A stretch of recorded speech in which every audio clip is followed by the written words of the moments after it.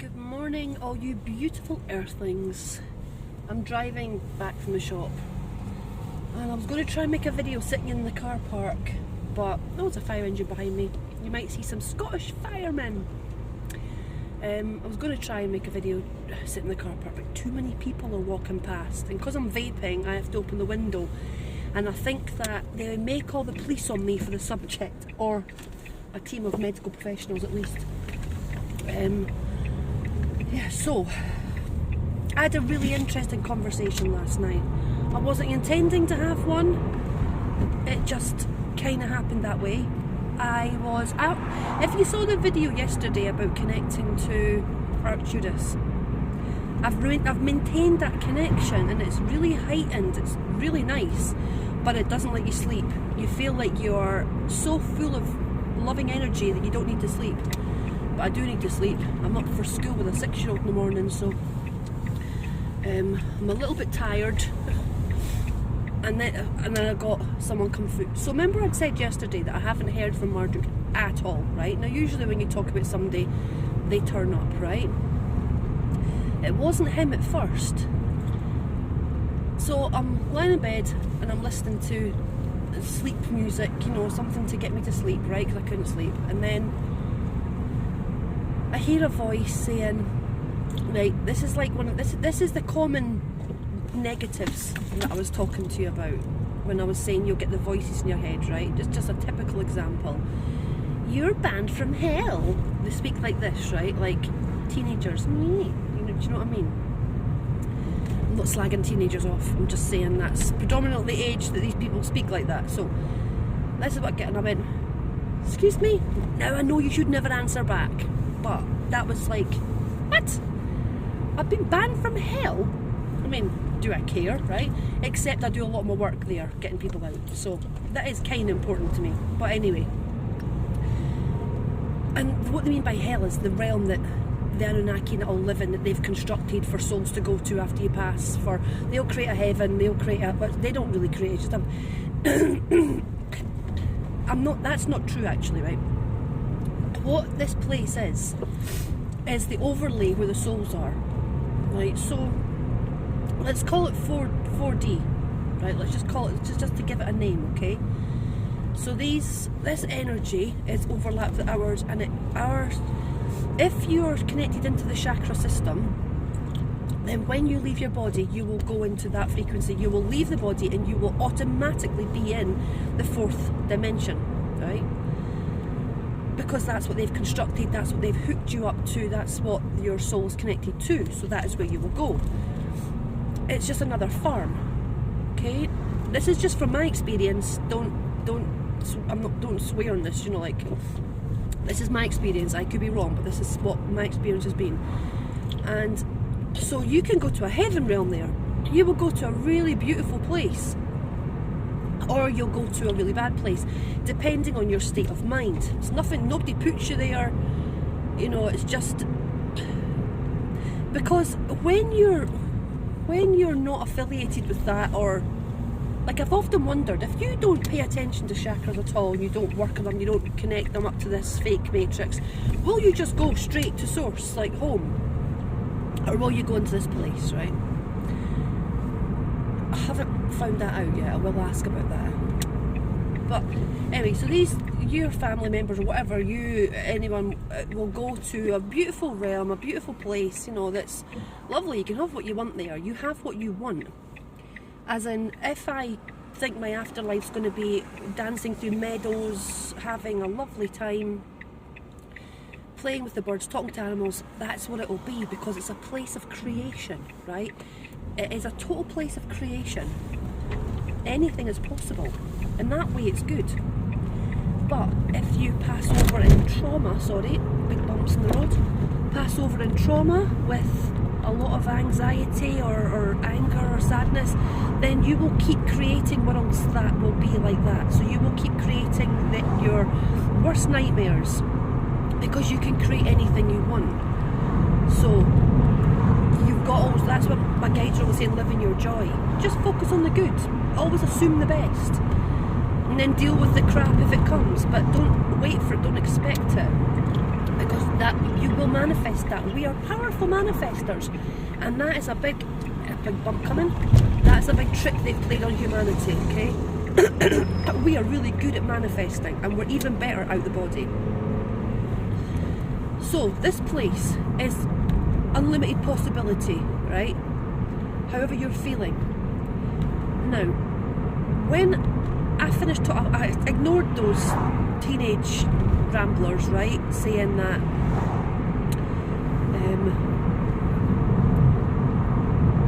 so I'm just deciding I'm going to go to farm foods or home. I need frozen veg. I'm going to go to farm foods.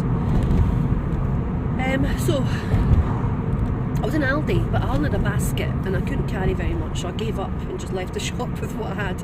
Now I've got to go to another shop just because I didn't go outside and get a trolley because I haven't got a pound coin to put in it.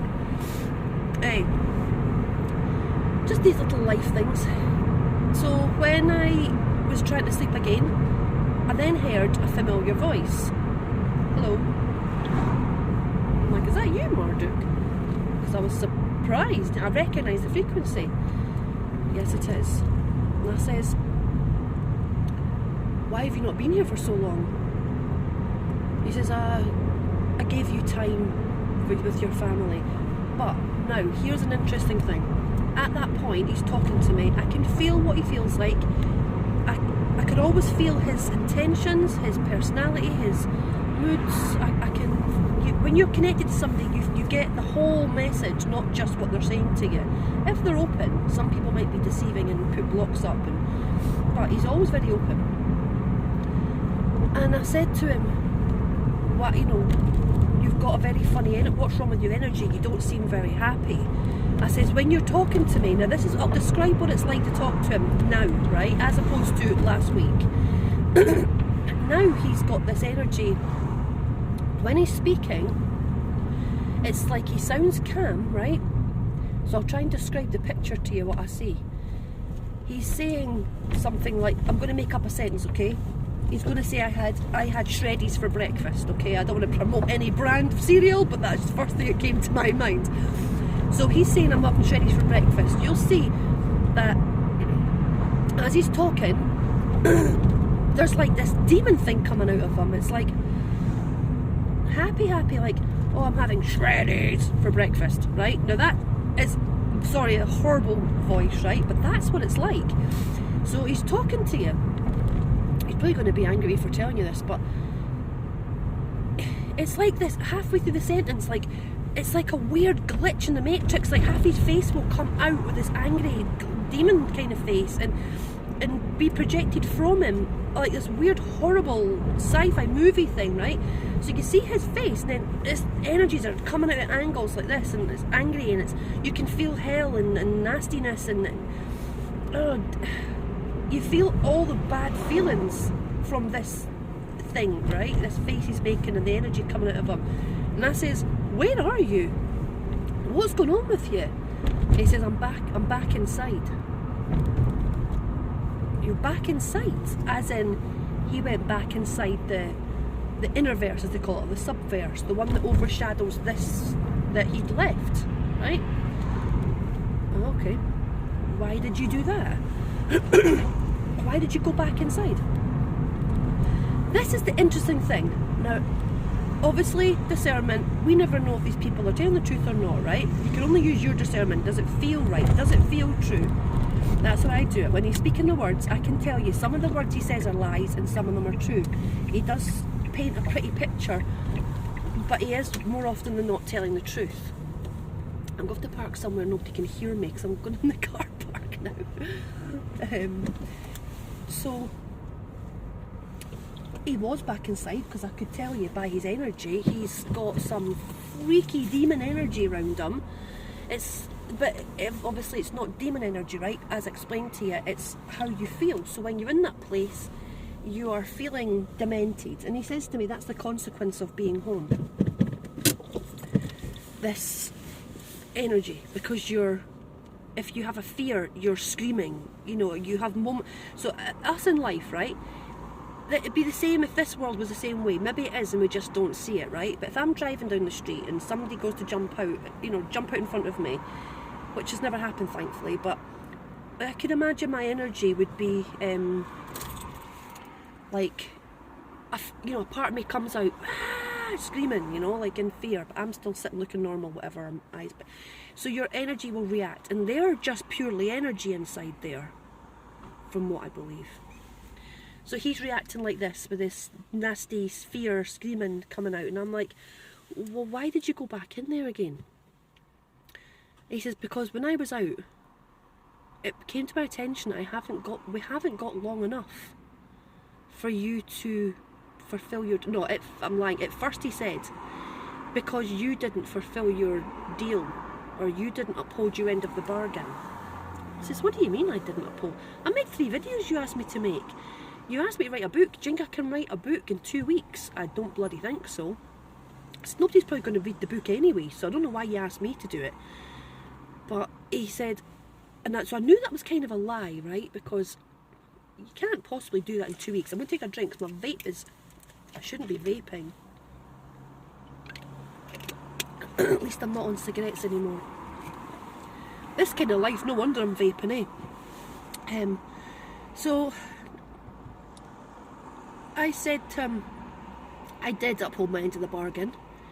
I said, what's really the truth? And he said, I realised when I was out that we don't have long enough. Now, I don't know how long he needs for me to... It's like he wants me to give him a good name. As in, so if he comes out, he's not going to be attacked by everybody. He's going to be accepted back into the galactic family because of who my guides are and who they are and who I've been interacting with, and people that watch me, who their guides are, and like who's connected to who. So every one of you is connected to a race of beings, and if you're listening to his story, you will then feed that back to your guides, and it'll be a big circle of people hearing his story, and he may be forgiven, or because he needs forgiven, he's asked for grace a lot. Accepted back in is not being harmful. It makes sense if you think of the story they told me yesterday about when they were here and they were nuking us and stuff, right? Nuking the earth to take control. They're obviously not highly conscious beings, but have superior technology. So he said he had to go back in because he's not got long enough.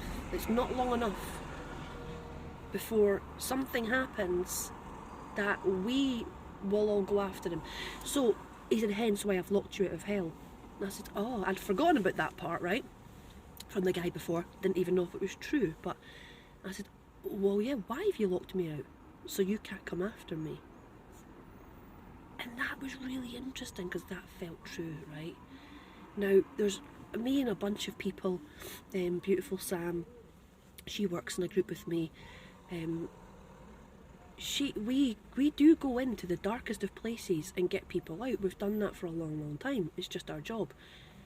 Some people have other jobs. That's one thing we do when we're sleeping, and it's not a big deal.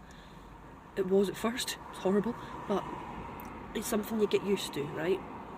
It does take the sparkle out your eye a little bit, but that's what you do. You come here to do a job and you just do it, right? You don't complain, just get on with it. Once it's done, we go home. But because we have the ability to get in and do this, I have the ability to go in and get them. So will any of you who's doing the same job.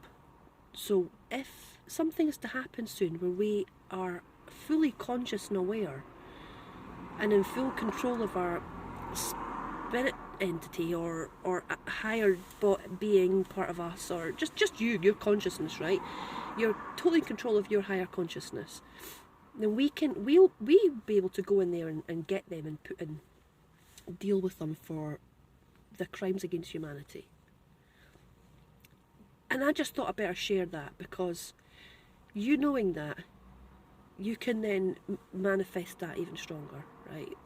Now I said to him, I'm not interested in coming in and getting you. Well, you're still locked out. Now I don't know yet what implication that'll have on my nighttime job. I don't know. I've not asked my guides yet. This was last night. I'm telling you first thing this morning. I've not even had time to think about it really, but I thought, well, before they remove this information from my head and make me forget it, I'm going to tell you. Because it's better to know these things in case it's true. in case there is something coming soon that's going to give us full consciousness, and we may just go in and get them out, the whole lot of them, every one of them, and make them pay for their, I say pay, we're still in avatar form, right? When we go back to source, we may be all love and light and stuff, but here we do have to put things in place. You know, we can lovingly put somebody away in a, like we put them in there in the first place to keep a massive group of beings safe from them. Now that might sound human-like, but what else do you do if you've got one group of beings that are just insistent on destroying the rest or hurting them? Or you have to put them somewhere hoping that they will learn, because the thing is, right, people act in fear and then they do bad things. So let me get it right. People do bad things because of fear, okay?